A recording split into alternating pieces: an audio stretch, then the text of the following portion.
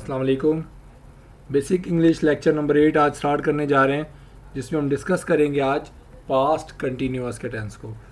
Past का मतलब जो पास्ट में कंटिन्यू था। मिसाल के तौर पर वो जा रहे थे, हम खाना खा रहे थे,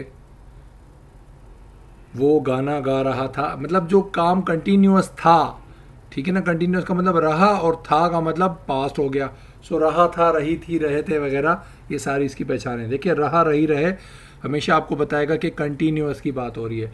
फिर है, हैं वगैरह आ जाए तो प्रेजेंट की बात है, था, थी आ जाए तो पास्ट की बात है, गा, गी, गे आ जाए तो फ्यूचर की बात हो जाएगी कंटिन्यूअस। ठीक है। सो आइए स्टार्ट करते हैं। इसका स्ट्रक्चर देखें, जनरली वही स्ट्रक्चर हमने बताया। सारे जुमलों का स्ट्रक्चर सेम रहेगा। सब्जेक्ट के बाद हेल्पिंग वर्ब, हेल्पिंग वर्ब के बाद वर्ब की फोर्थ फॉर्म आएगी तमाम कंटिन्यूअस में और ऑब्जेक्ट आ जाएगा। हेल्पिंग वर्ब जो पास्ट आपका कंटिन्यूअस है, इसमें दो हेल्पिंग वर्ब यूज़ होते हैं आपके पास, that is was and were. Was use होता है सिंगल के लिए, सिंगुलर के लिए वॉज यूज़ करते हैं। मिसाल आई हो गया, I was, he was, she was, it was. Name का मतलब कोई नाम आ जाएगा, फॉर एग्जांपल सारा वॉज, ठीक है ना। और इस तरह दूसरा वर्ड यूज़ होगा वर। वर कहते हैं प्लूरल के लिए। प्लूरल का मतलब एक से ज़्यादा के लिए हम वर यूज़ करते हैं। वी हो गया, यू। मैं फिर बताता चलो, यू को आप सिंगुलर नहीं कंसीडर करेंगे, यू हमेशा एक प्लूरल कंसीडर किया जाता है, क्योंकि यू का मतलब तुम नहीं होता, यू का मतलब आप हम कंसीडर करते हैं। और आपको हमेशा एहतराम से कहा जाता है, आप खाना खा रहे हैं का मतलब ये सिंगुलर नहीं है, प्लूरल हो गया, ठीक है। सो इंग्लिश में हमेशा यू का मतलब इज्जत से हम बात करते हैं आपकी, ना कि तुम की। तुम करके भी करें तो हम इसको एज आ प्लूरल ही यूज़ करते हैं। यू के साथ भी वर आएगा, फिर दे है होता ही प्लूरल है, दे के साथ भी वर आएगा। और प्लूरल का मतलब कोई भी प्लूरल आ जाए, चाहे वो क्रिकेट की टीम के प्लेयर्स हों और कुछ स्टूडेंट्स हो या दो नाम आ जाए कोई भी, ठीक है। सो आइए स्ट्रक्चर स्टार्ट करते हैं इसका कुछ। सबसे पहले आपके पास एक जुमला है, मान लीजिए मैं कपड़े सी रही थी, ठीक है ना। मैं कपड़े सी रही थी, रही का मतलब कंटिन्यू, थी का मतलब पास्ट की बात हो रही है।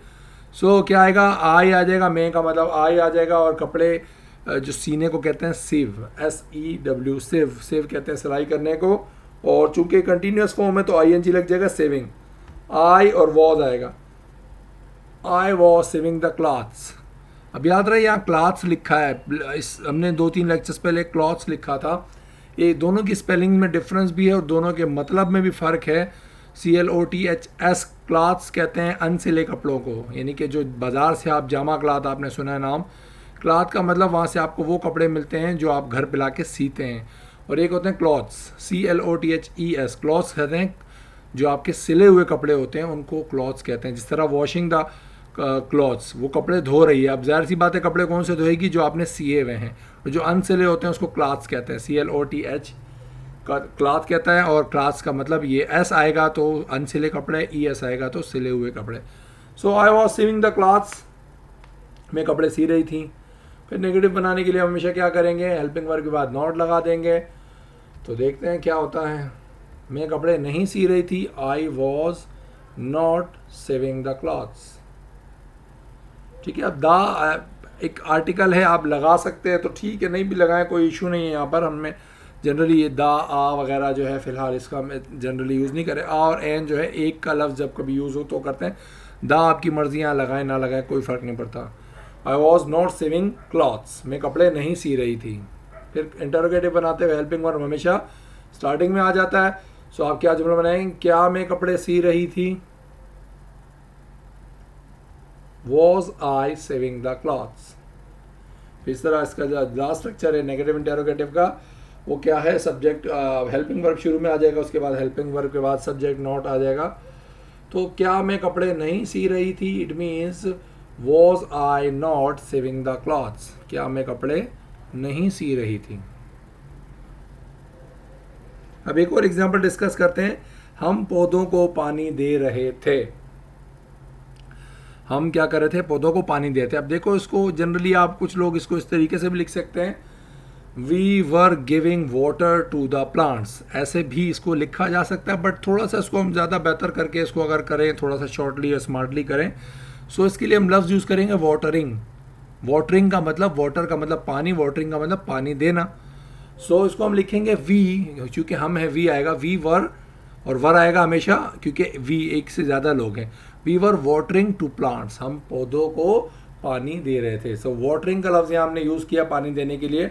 सो ये जुमला बन गया we were watering to plants. फिर हम बात करें हम पौधों को पानी नहीं दे रहे थे, सो क्या बनेगा we were not watering to plants. फिर अब हम बात करें क्या हम पौधों को पानी दे रहे थे, were we watering to plants, क्या हम पौधों को पानी दे रहे थे। और नेगेटिव इंटरोगेटिव क्या हम पौधों को पानी नहीं दे रहे थे, were we not watering to plants.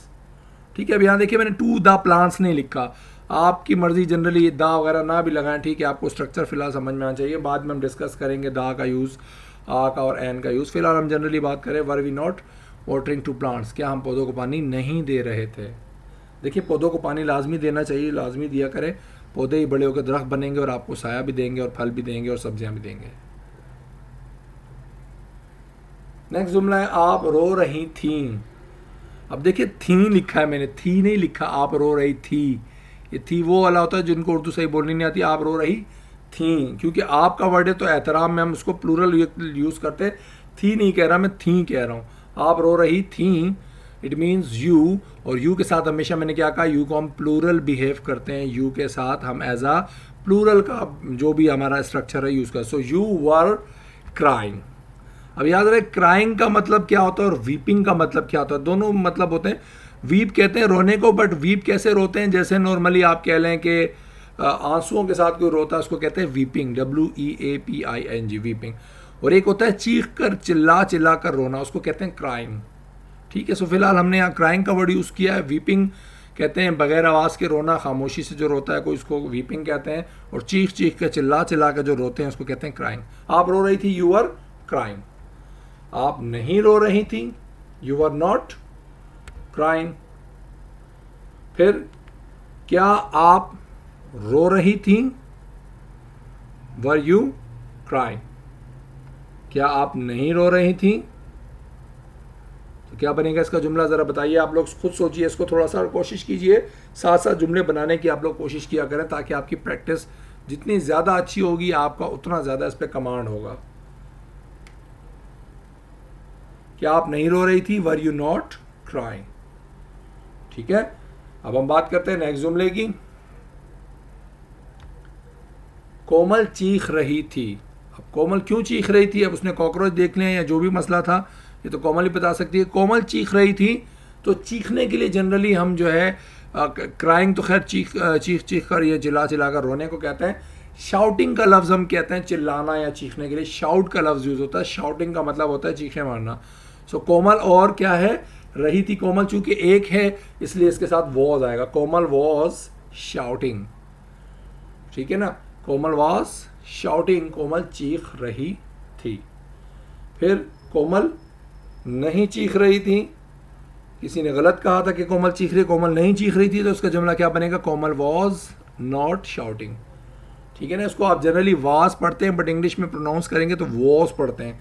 मैं इसलिए कभी इसको वाज भी पढ़ रहा हूँ, कभी वॉज पढ़ रहा हूँ। फिलहाल जनरली आप वॉज पढ़िए, इससे फ़र्क नहीं पड़ता। हम फिलहाल जब प्रोनाउंसिएशन करेंगे इसमें डिस्कस करेंगे इसको कैसे कब क्या पढ़ना है। सो कोमल वॉज नॉट शाउटिंग, कोमल नहीं चीख रही थी। अब कोई पूछ रहा है क्या कोमल चीख रही थी, तो आपको बताना है कि क्या कोमल चीख रही थी। सो इसका जुमला क्या बनेगा, वॉज कोमल शाउटिंग, क्या कोमल चीख रही थी। और इसी तरीके से हम अगर इसका नेगेटिव इंटरोगेटिव बनाएं कि क्या कोमल नहीं चीख रही थी, तो इसका स्ट्रक्चर क्या बनेगा, वॉज कोमल नॉट शाउटिंग, कि क्या कोमल चीख नहीं रही थी।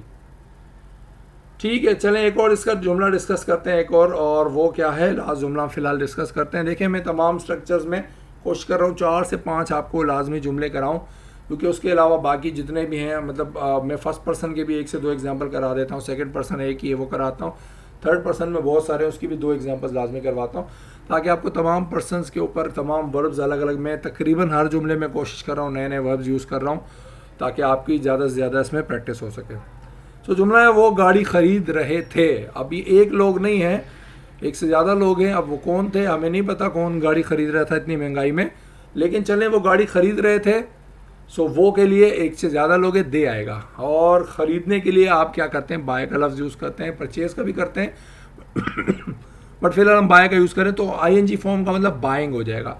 दे और चूंकि एक से ज़्यादा लोग हैं तो वॉज नहीं आएगा, वर आएगा। दे वर बाइंग कार, वो गाड़ी खरीद रहे थे, दे वर बाइंग कार, ठीक है। वॉज नहीं आएगा, दे वॉज बाइंग कार नहीं आएगा क्योंकि एक से ज़्यादा लोग हैं, ठीक है। सो दे वर बाइंग कार, वो गाड़ी खरीद रहे थे। फिर जुमला क्या है, वो गाड़ी नहीं खरीद रहे थे, ऐसी टाइम पास कर रहे थे, मस्ती मजाक कर रहे थे। और दे वर नॉट बाइंग कार, वो गाड़ी नहीं खरीद रहे थे। क्या वो गाड़ी खरीद रहे थे, तो क्या बनेगा इसका जुमला, आप लोग कोशिश कीजिए खुद बनाने की। क्या वो गाड़ी खरीद रहे थे, वर दे बाइंग कार। और आखिरी जुमला क्या बनेगा आपके पास, क्या वो गाड़ी नहीं खरीद रहे थे, तो इसका जुमला क्या बनेगा, वर दे नॉट बाइंग कार। सो देखें, आपको फिर से बता रहा हूँ, बार बार प्रैक्टिस कीजिए, इसको लिखिए, इसको बार बार बोलना सीखिए। बार बार पहले तो आप लिखना शुरू कीजिए ताकि लिख लिख के आपको टेंसेस जैसे जैसे समझ आने लगेंगे। याद रहे, सिर्फ इंग्लिश नहीं, उर्दू के साथ इंग्लिश सीखना ज़रूरी है।